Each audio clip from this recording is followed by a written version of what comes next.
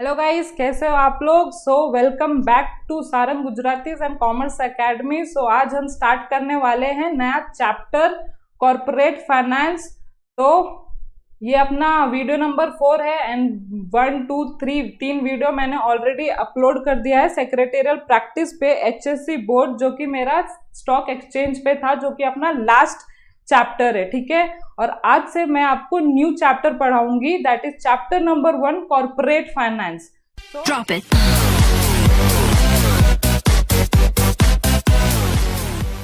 सबसे पहले हम देखेंगे कि कॉर्पोरेट फाइनेंस मतलब क्या होता है। कॉर्पोरेट फाइनेंस मतलब क्या होता है।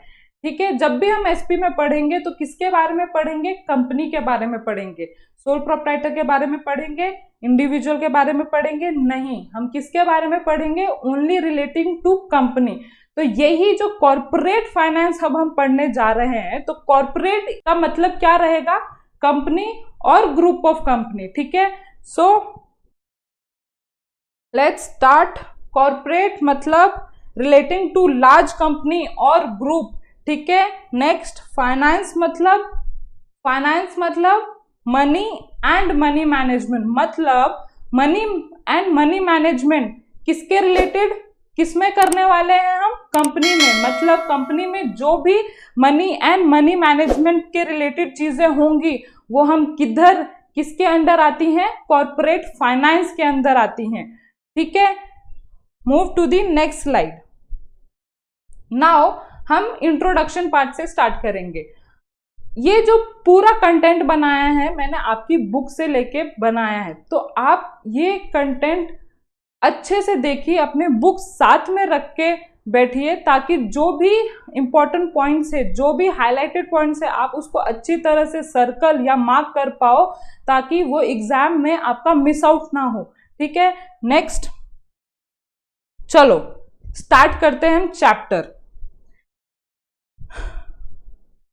फर्स्ट सेंटेंस आपके चैप्टर का बोलता है कि कॉर्पोरेट फाइनेंस किसके रिलेटेड है? Inflow and outflow of money. मतलब ये कॉर्पोरेट फाइनेंस में हम क्या देखने वाले हैं? हमको पैसा कहाँ से लेना है बिजनेस के लिए एंड कहाँ खर्चा करना है, ये सब हम कहाँ कवर करने वाले हैं? कॉर्पोरेट फाइनेंस में कवर करने वाले हैं। Success of any business organisation depend upon efficiency with which it able to generate and use fund. मतलब किसी भी बिजनेस ऑर्गेनाइजेशन, कोई भी कंपनी का सक्सेस कहां पे डिसाइड होता है? वो कितने इफेक्टिवली वो अपना फंड यूज कर पा रहा है, वो हम किधर कवर करेंगे? कॉर्पोरेट फाइनेंस में कवर करेंगे। नेक्स्ट पॉइंट, हेनरी फोर्ड ने कहा है money is an arm leg, use it और लूज इट। मतलब मनी जो है आपका हाथ एंड पांव है, अगर उसको यूज करो नहीं। आपने देखा है कभी कभी बेगर्स आते हैं, अच्छे खासे, मतलब उनके हाथ पांव अच्छे खासे रहते हैं, लेकिन तब भी वो बेगर्स आते हैं एंड हमसे मांग रहे होते हैं, तो हम क्या बोलते हैं? जनरली हम क्या बोलते हैं? यार भगवान ने आपको अच्छा खासा पैर और हाथ दिया है, आपको उसको यूज करके कुछ कमाओ अपने लिए पैसा। तो वैसे ही हेनरी फोर्ड ने उसी सेंटेंस को यूज करके बोला है कि मनी इज एन आर्म और लेग। मतलब बिजनेस का जो मनी रहता है वो आर्म एंड लेग होता है, अगर उसको आप यूज करो अच्छी तरह से तो आपको बहुत ही तरक्की देगा, लेकिन अगर आप उसको यूज नहीं करोगे तो वो आपको फेलियर की तरफ खींचेगा। ठीक है, ये सेंटेंस अच्छी तरह से समझा आपको। Next, this statement clearly brings out the significance. मतलब ये कितना इंपॉर्टेंस लेके आ रहा है इस सेंटेंस में। ठीक है, नेक्स्ट मीनिंग एंड डेफिनेशन देखेंगे। मीनिंग एंड डेफिनेशन हमको किसने दिया है? हेनरी ओलैंड ने दिया है कॉर्पोरेट फाइनेंस का। क्या दिया है? Corporate finance deal with acquisition and use of capital by a business organisation. मतलब हमको एक्वायर कहां से करना है एंड खर्चा कहां करना है, वो कहां दिया जाएगा? कॉर्पोरेट फाइनेंस में दिया जाएगा।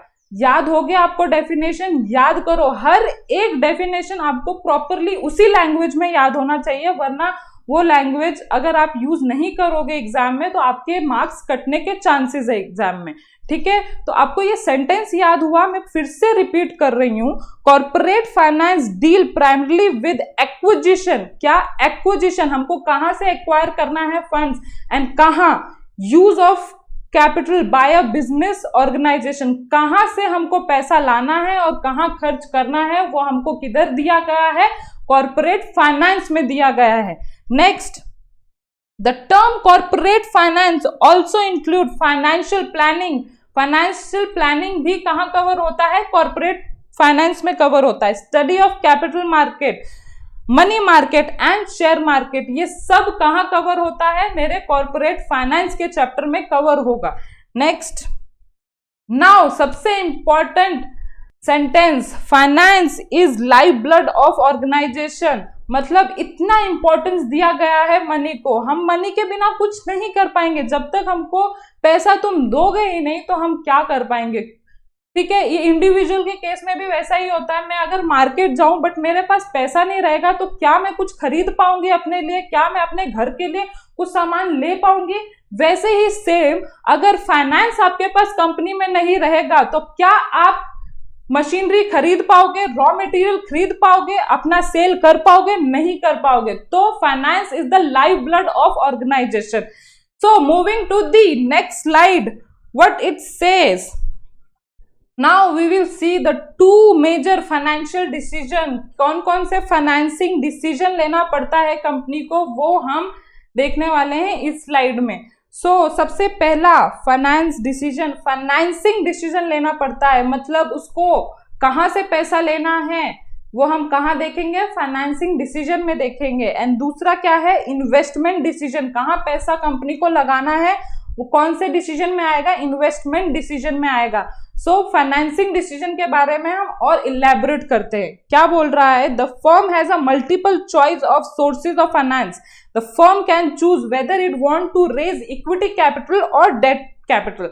मतलब फाइनेंसिंग डिसीजन में ऐसा डिसीजन आता है कि मेरे को पैसा उठाना है, लेकिन कौन से फॉर्म में उठाऊं, मैं डिबेंचर के फॉर्म में उठाऊं, पब्लिक डिपॉजिट के फॉर्म में उठाऊं, बैंक लोन के फॉर्म में उठाऊं, या इक्विटी शेयर से पैसा उठाऊं, वो हम कहां डिसाइड करेंगे, फाइनेंसिंग डिसीजन में डिसाइड होगा, ठीक है। Next point, firm can even opt for bank loan, public deposit, debenture etcetera to raise fund. मतलब ये सब किधर डिसाइड होगा, मेरा फाइनेंसिंग डिसीजन में डिसाइड होगा। Financing decision result in inflow of cash, मतलब फाइनेंसिंग डिसीजन में मेरे को पैसा कहां से अंदर अपनी कंपनी के पास लाना है, वो फाइनेंसिंग डिसीजन होता है मेरा। Now we will move to investment decision. Investment decision क्या बोलता है, सुनो, finance manager has to take the decision regarding the use of fund in a systematic manner so that it will bring maximum return for its owner. मैंने पैसा ले लिया, मैंने पैसा इक्विटी शेयर से लेना था हाफ पार्ट, मैंने डिबेंचर से भी पैसा हाफ, मतलब हाफ हाफ मैंने दोनों इक्विटी एंड डिबेंचर से पैसा ले लिया। लेकिन अभी मेरे पास फंड आ गया, कंपनी के पास फंड आ गया, लेकिन उसको अभी ऐसी जगह पे लगाना है, ऐसे प्रोजेक्ट में लगाना है जो कि 100% वाइबल हो, ठीक है। मतलब वो एटलीस्ट मेरे कॉस्ट ऑफ कैपिटल पढ़ेंगे। कॉस्ट ऑफ कैपिटल मतलब क्या, कॉस्ट ऑफ कैपिटल से ज्यादा रेट ऑफ रिटर्न लाए, मतलब जितना मेरा खर्चा लगा है एटलीस्ट उससे ज्यादा मेरे पास प्रॉफिट आना चाहिए, तभी मेरा ऑर्गेनाइजेशन चलाने का कोई फायदा है। अगर मैं इससे कम करूं तो मेरा लॉस होने के चांसेस है। इसीलिए कभी भी ध्यान देना कि cost of capital must be less than rate of return, या rate of return must be greater than cost of capital. तो ये कहां डिसाइड होता है, हमको पैसा किधर लगाना है, इन्वेस्टमेंट डिसीजन में डिसाइड होता है। Once they know the cost of capital, मतलब कॉस्ट ऑफ कैपिटल कितना है मेरा, 10% है, 9% है, 8% है, ये डिसाइड होने के बाद फर्म कैन डिप्लॉय और use the fund in a such way that return are more than cost of capital. मतलब कंपनी को जब ये पता चल जाता है फाइनेंसिंग डिसीजन में कि उसका डिबेंचर होल्डर जो था 9% उससे रेट ऑफ इंटरेस्ट ले रहा है पर एनम, 9% उसका रेट ऑफ इंटरेस्ट जा रहा है कंपनी का। Now he has to decide from many project in front of him कि उसको पैसा कहाँ लगाना है।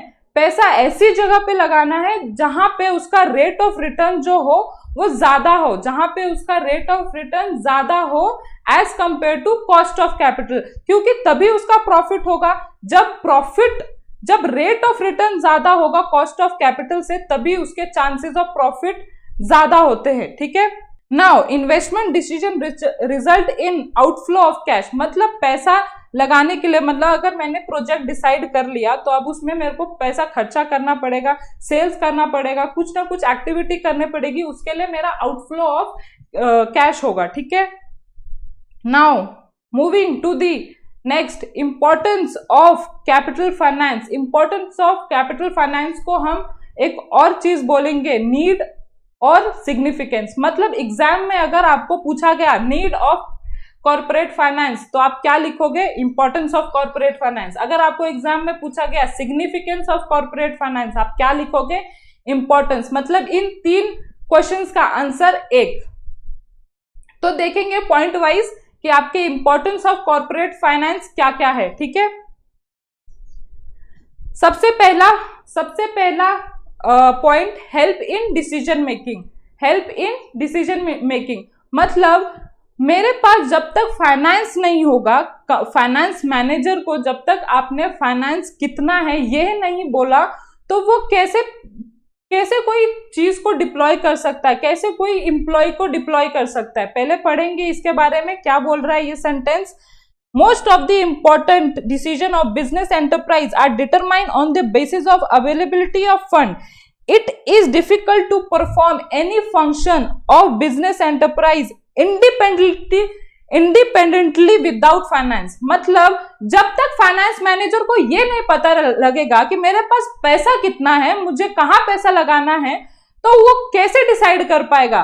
तो कॉर्पोरेट फाइनेंस क्या हेल्प करता है हमको, डिसीजन मेकिंग में हेल्प करेगा। मतलब अगर मेरे को 1 करोड़ आपने दिया तो उस 1 करोड़ में मेरे को 50 लाख किधर लगाने हैं एंड बाकी के 50 लाख किधर लगाने हैं, ये कब तक डिसाइड नहीं होगा जब तक वो 1 करोड़ फंड मेरे पास आएगा नहीं। इसीलिए कॉर्पोरेट फाइनेंस मुझे क्या बोलता है कि सबसे पहला इंपॉर्टेंस क्या है उसका, help in decision making. Now next point, help in raising capital for a project. Whenever a business firm wants to start a new venture, it needs to raise capital. Business firm can raise fund by issuing share, debenture, bond or even by taking loan from the bank. Corporate finance इतना important है कि मुझे अगर startup अपना कोई new project लाना है market में, तो सबसे पहला चीज ये क्या है, सबसे पहला फॉरमोस्ट थिंग क्या है, फाइनेंस है। क्योंकि हमने पहले ही स्लाइड में देखा finance is the life blood of organisation. Finance के बिना कोई एक्टिविटी हो सकती है ऑर्गेनाइजेशन में, नहीं हो सकती। तो सबसे फॉरमोस्ट थिंग क्या है, raise capital, helps in raising capital. Either वो हम पब्लिक डिपॉजिट या इक्विटी शेयर्स या डिबेंचर के थ्रू रेज कर सकते हैं, लेकिन रेज तो करना पड़ेगा अगर हमको कोई बिजनेस स्टार्ट करना है। Help in research and development. Research and development must be undertaken for the growth and expansion of business. Research and development is a lengthy process. Therefore, fund has to be made available throughout the research work. This would require continuous financial support. मतलब अगर किसी company में, for example मुझे एक automobile company है और मैं कोई नया कार लॉन्च करने वाली हूं और उसका R&D चल रहा है मेरे ऑर्गेनाइजेशन में, तो आपको लगता है कि जो R&D चल रहा है मेरे ऑर्गेनाइजेशन में, अगर मुझे प्रॉपर फंड नहीं मिला, अगर उस R&D डिपार्टमेंट को प्रॉपर फंड नहीं मिला टॉप मैनेजमेंट से, तो वो क्या अच्छी तरह से अपना R&D कर पाएगी। उसको डेली रूटीन पे हाई टेक्निकल एम्प्लॉय मंगवाने पड़ेंगे, या उसको छोटे छोटे चीजें, जो छोटे छोटे खर्चे हैं उसके R&D डिपार्टमेंट में, वो पूरी करनी पड़ेगी। बट ये क्या पॉसिबल है विदाउट फाइनेंस? नहीं, ये सब विदाउट फाइनेंस पॉसिबल नहीं है। इसीलिए ये बोल रहा है helps in research and development. Research and development department को आप अगर प्रॉपर फंड अवेल करके नहीं दोगे तो रिसर्च एंड डेवलपमेंट हो पाएगा अपनी कंपनी में। एंड कभी भी एक ऑर्गेनाइजेशन के लिए रिसर्च एंड डेवलपमेंट डिपार्टमेंट बहुत इंपॉर्टेंट रखता है। क्यों? क्योंकि वो उसका फ्यूचर है।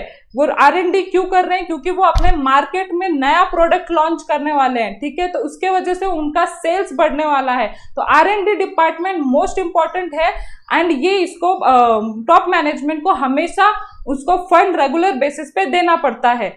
इसीलिए इसमें बोला है R&D डिपार्टमेंट को कॉर्पोरेट फाइनेंस इंपॉर्टेंट है। Next, help in smooth running of business, मतलब एक ऑर्गेनाइजेशन को अच्छी तरह से चलाना है तो क्या होना चाहिए उसके पास, फाइनेंस अच्छी तरह से होना चाहिए, क्या होना चाहिए, मनी अच्छी तरह से होना चाहिए उसके पास। A smooth flow of corporate finance is needed so that salary of employee are paid on time, loan are cleared on time, raw material are purchase whenever required. मतलब अच्छी तरह से कोई कंपनी चलानी है तो फाइनेंस भी अच्छी तरह से होना चाहिए। मतलब डायरेक्ट रिलेशनशिप हो रहा है फाइनेंस एंड कंपनी में, कंपनी के स्मूथ फंक्शनिंग में। अगर फाइनेंस अच्छी तरह से प्रॉपरली यूज होंगे तो मेरा बिजनेस भी स्मूथ फंक्शन करेगा। मतलब रॉ मटेरियल जब चाहेगा, जब मतलब मुझे यूज करना रहेगा रॉ मटेरियल, जब मुझे लगेगा प्रोडक्शन में तब आ सकेगा। कब? जब फंड प्रॉपरली मिल रहे होंगे। जब एम्प्लॉयज को पैसा देना है तो मुझे क्या चाहिए, फंड, एंड फंड तभी आ सकते हैं जब ये मनी एंड मनी मैनेजमेंट हो, मतलब कॉर्पोरेट फाइनेंस हो। Next, managing risk, company has to manage severe risks such as sudden fall in sale, loss due to natural calamities, loss due to strike. Company need financial aid to manage such risk. अभी जब तक company के पास funds नहीं रहेंगे, हमेशा याद रखना company को हमेशा नेचुरल कैलेमिटीज के लिए फंड इकट्ठा रखना पड़ता है। मतलब आपको सिंकिंग फंड मतलब पता है? सिंकिंग फंड मतलब एक ऐसा फंड जो मशीनरी, जो सबसे इंपॉर्टेंट मशीनरी एक ऑर्गेनाइजेशन के लिए होती है, अगर उसको रिप्लेस करना है तो उसको हमेशा सिंकिंग फंड रखना पड़ता है, क्योंकि एकदम से उसके ऊपर लोड ना आए। इसीलिए ऑर्गेनाइजेशन क्या करती है कि एक सिंकिंग फंड मेंटेन करके रखती है, जिसमें हर साल वो थोड़ा थोड़ा पैसा रखती है। एंड जब उसको लगता है ये मशीनरी अभी पूरा डेप्रिशिएट हो गया, पूरा खराब हो गया, अब इसको रिप्लेस करना चाहिए, तो ये जो सिंकिंग फंड है उस मशीनरी को रिप्लेस करने में हेल्प करती है। तो यही बोला गया है कि हमेशा कंपनी को फंड रखना पड़ता है अपने पास। किसके लिए फंड रखना पड़ता है? तुम मैनेज रिस्क। मतलब अभी देखो लॉकडाउन आया था, एकदम से सब बंद हो गया था, लेकिन कंपनीज को सैलरी तो प्रोवाइड करनी पड़ रही थी, उनकी एम्प्लॉयज को कंटिन्यूस फ्लो देना पड़ रहा था, उनकी कंटिन्यूस सपोर्ट देना पड़ रहा था एम्प्लॉयज को। वो क्या बोल सकते थे, अभी तो लॉकडाउन है, आपका हम पैसा नहीं देंगे? ऐसा नहीं है।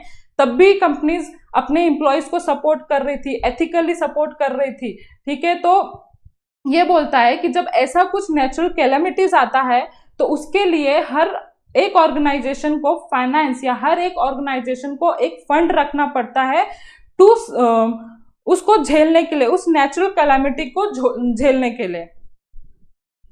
Now next 6th point, bring coordination between various activity. Corporate finance play a significant role in control and coordination of all activity in an organization. For example, मैं आपको एक साइकिल पढ़ाऊंगी, ठीक है। साइकिल ये है कि इधर फाइनेंस डिपार्टमेंट है, फाइनेंस डिपार्टमेंट परचेज डिपार्टमेंट को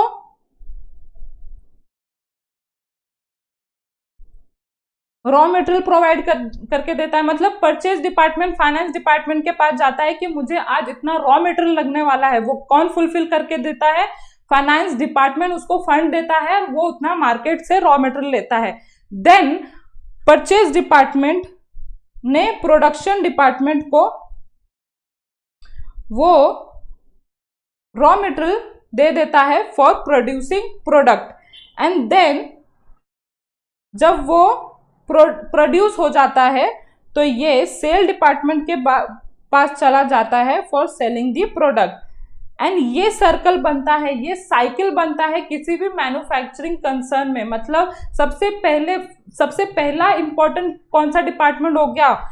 फाइनेंस डिपार्टमेंट हो गया सबसे इंपॉर्टेंट। अगर ये फाइनेंस डिपार्टमेंट इस सब डिपार्टमेंट को सपोर्ट नहीं करेगी तो क्या होगा? ना सेल होगा, ना प्रॉफिट होगा, जाएगी, डूबेगी कंपनी एकदम से। ठीक है, तो सबसे इंपॉर्टेंट क्या बोल रहा है ये पॉइंट में? यही बोल रहा है कि bring coordination between various activities. मतलब जो भी एक्टिविटीज, ये जो भी डिपार्टमेंट एक्टिविटीज कर रहे हैं उसका कोऑर्डिनेशन कौन देता है? फाइनेंस देता है। सो अभी एग्जाम्पल पढ़ो। Production will suffer if finance department does not provide adequate finance for purchase of raw material and meeting other day-to-day financial requirement for smooth running of business unit. मतलब sales सफर होगा अगर finance department ने proper funding नहीं दी किसको, production department को, यही इस point में समझाया गया है. Next, promotes expansion and diversification. मतलब अगर मुझे मार्केट में और एक्सपैंड होना है, मुझे और कुछ लॉन्च करना है, मतलब मैं आज ऑटोमोबाइल में थी और अभी मुझे मोबाइल सेक्टर में जाना है, तो वो मुझे कौन प्रोवाइड करेगा, फाइनेंस डिपार्टमेंट. अगर फाइनेंस ही मेरे को सपोर्ट नहीं करेगा, मेरे पास पैसा ही नहीं है उतना एक्सपैंड करने के लिए, तो मैं क्या उतना एक्सपैंड हो पाऊंगी मार्केट में, नहीं हो पाऊंगी. तो इंपॉर्टेंस ऑफ corporate finance में promote expansion and diversification. Now read, modern machine and modern technique are required for expansion and diversification. Corporate finance provide money to purchase modern machine and technology. Therefore finance become mandatory. किसके लिए, expansion and diversification of a company. किसी भी organisation को अगर expand करना है, किसी भी ऑर्गेनाइजेशन को अगर एक्सपैंड करना है, तो फॉरमोस्ट थिंग क्या है, फाइनेंस है. Next point, replace old asset. Assets such as plant and machinery become old and outdated over the year. हमको पता है मशीनरी एक बार खरीदा तो क्या वो नई की नई रहती है, नहीं, टाइम टू टाइम उसका वेयर एंड टेयर होता है. They have to replace by a new asset. Finance is required to purchase a new asset. मतलब टाइम टू टाइम वो जो मशीनरी है डेप्रिशिएट होती है, तो उसको एक टाइम के बाद 30 साल के बाद उसको रिप्लेस करना पड़ता है. क्या वो हर अनलिमिटेड पीरियड ऑफ टाइम के लिए वो मशीनरी यूज हो सकते हैं, नहीं, वो अनलिमिटेड पीरियड ऑफ टाइम के लिए यूज नहीं हो सकता. उसके लिए उसको रिप्लेस करना पड़ता है विद न्यू मशीनरी. इसीलिए हमको उसके लिए क्या रिक्वायर्ड है, फाइनेंस रिक्वायर्ड है. So next point, payment of dividend and interest. Now finance is needed to pay dividend to shareholder, interest to creditor and bank. मतलब फाइनेंस किसके लिए यूज होगा, मैंने अगर पैसा उठाया है, डिबेंचर से उठाया है, तो डिबेंचर होल्डर को मुझे इंटरेस्ट देना पड़ेगा. इक्विटी से पैसा उठाया है तो मुझे इक्विटी शेयर होल्डर को डिविडेंड देना पड़ेगा. अगर मैंने बैंक लोन के थ्रू पैसा उठाया है तो बैंक को इंटरेस्ट देना पड़ेगा. ठीक है, यही बोलता है इंपॉर्टेंस ऑफ कॉर्पोरेट फाइनेंस में. Now payment of tax and fees. Company has to pay tax to a government such as income tax, goods and service tax and fees to registrar for company on various occasion. Finance is needed for paying this. मतलब हर चीज के लिए क्या use हो रहा है, finance use हो रहा है. जब फाइनेंस ही नहीं रहेगा तो मैं कहां से क्या लेके आऊंगी, ये तो बेसिक कंसेप्ट है भाई साहब. तो सबसे ये वाला पॉइंट क्या बोलता है कि गवर्नमेंट को मुझे टैक्सेस पे करना है तो कहां से पे करूंगी, फाइनेंस के थ्रू पे करूंगी. जीएसटी पे करना है तो कहां से पे करूंगी, फाइनेंस के थ्रू पे करूंगी. फाइनेंस के बिना कुछ कर सकती हूँ, नहीं, कुछ नहीं कर सकती हूँ. तो हमने इसमें क्या क्या पढ़ा, सबसे पहले हमने पढ़ा डेफिनेशन, मीनिंग, इंट्रोडक्शन कवर किया था. देन हमने पढ़ा था 2 मेजर फाइनेंसिंग डिसीजन, जिसमें कि एक फाइनेंसिंग डिसीजन था एंड एक इन्वेस्टमेंट डिसीजन था. Then we move to the importance, need, significance of corporate finance, जिसमें हमने 10 पॉइंट कवर किया था. उसको रिवाइज करो अपने बुक में, मेरे को 100% पता है कि आपको ये याद हो जाएगा. और ये क्वेश्चन खासकर इंपॉर्टेंस ऑफ कॉर्पोरेट फाइनेंस आपको पक्का 4 मार्क्स के लिए आ सकता है, being first chapter. And first chapter में मेजर जो कंसेप्ट है इस इंपॉर्टेंस ऑफ कॉर्पोरेट फाइनेंस में है. तो आप अगर इस कॉर्पोरेट फाइनेंस के 10 पॉइंट कवर कर लेते हो तो आपके 4 मार्क्स आपके पॉकेट में. ओके, चलो bye bye, meet you in next video.